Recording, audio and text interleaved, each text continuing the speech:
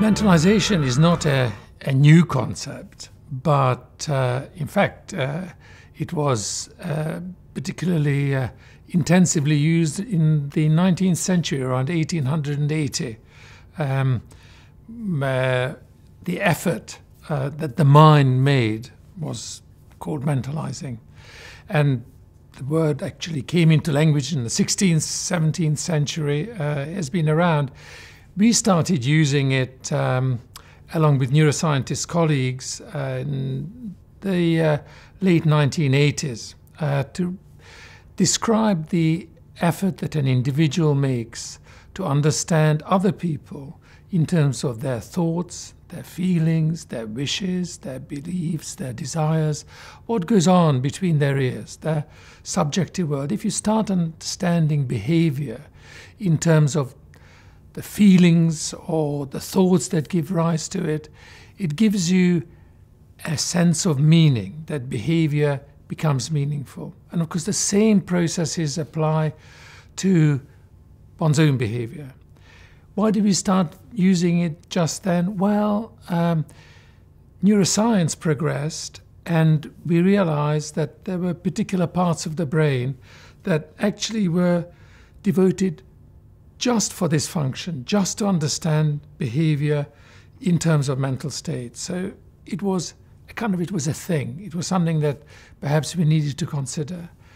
We were the first group in London to apply that notion to how parents understood their children.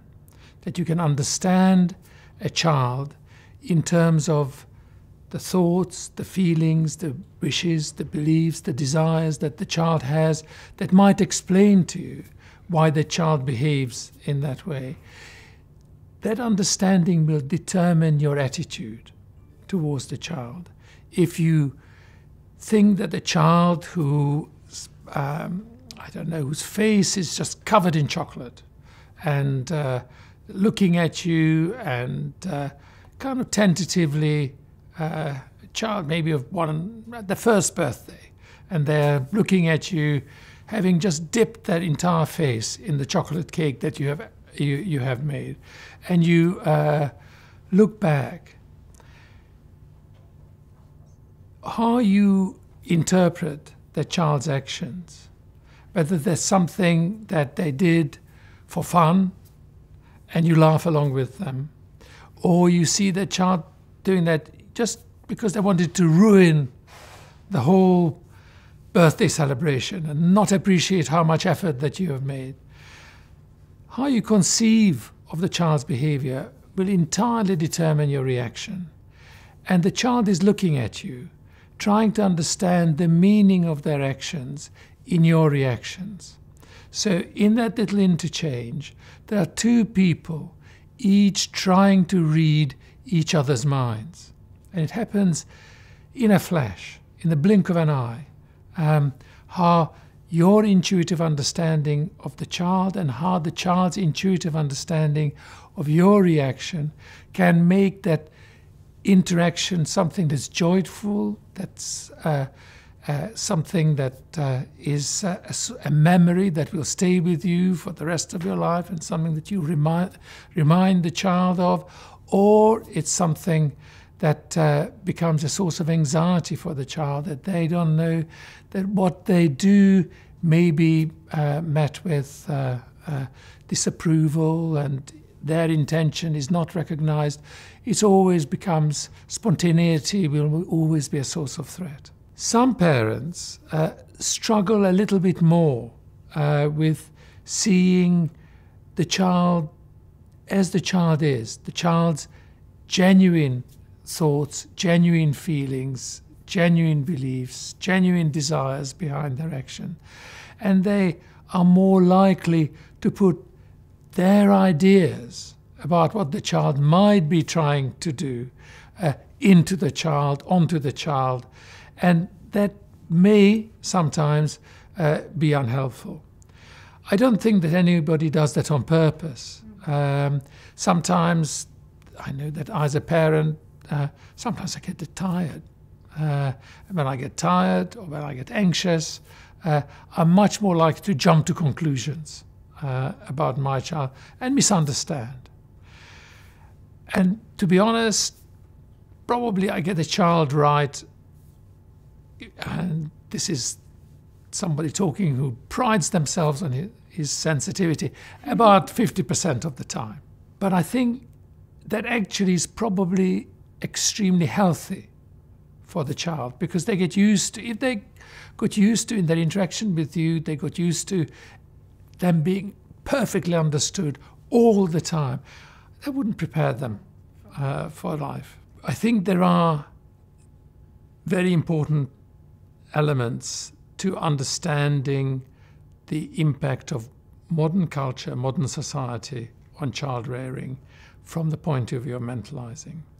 Because what mentalizing as an approach highlights is the critical nature of the relationship between child and parent, that the child is looking to find themselves, their subjectivity, in the mind of an adult who is there for them exclusively, because of the nature of that relationship being an attachment relationship. Replacing that adult with any kind of generic stimulus like a television or something that's presented by the media is potentially catastrophic, because it will not have the opportunity within it to enable the child to recognize themselves. And if we think that that's important, and I personally think it is the most important thing, then there is a very profound risk. I think I've got 2 or 3 pieces of evidence that speak to that. The first is from much later in development, that what we've now recognized is that in adolescence, certainly after age 11 or 12, children's primary socializing agents are other children. They encounter very few adults. And I think this has led to substantial problems like increase of anxiety in girls and increase of self-harm, a whole range of difficulties. I think there is also evidence that the more we have focused on early childhood as an area of concern, that children from the youngest age needed to be recognized as children, as individuals, the more benefit that we can see in terms of 10 years later, those adolescents being less violent. Very good example of that is in England, where a government coming in, putting a great deal of money into early childhood interventions led 10 years later for decline of violent crime. I think thirdly, and perhaps to me most importantly,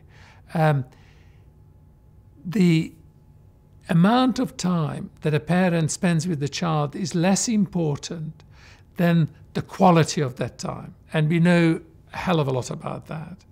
And the quality of that time is not so much to do with quality of happy time or good time or pleasant time. It's to do with the parent being there to help the child solve the problems that they on their own feel unable to solve. So it's, to me, problem solving time. So it's young children being able to turn to an adult who is there for them with the problems that they experience from within. If that channel can be preserved, then the quality of the relationship between the parent and the child will fulfill its evolutionary function. If that is missed, then that little person will find it less safe to turn to others around them, to help them with the problems that they will have throughout their life. So to me, it is opening the child's mind up to solutions to their problems being found in the social network around them. That is what we want to establish in the early years. If we fail young children in that by overemphasis in the media, by neglect, or a whole range of other things, I think we will make that child more rigid, more closed off, less flexible, less adaptable, less willing to learn. And after all, it is for learning that we've been put on this planet. We are just teaching and learning machines.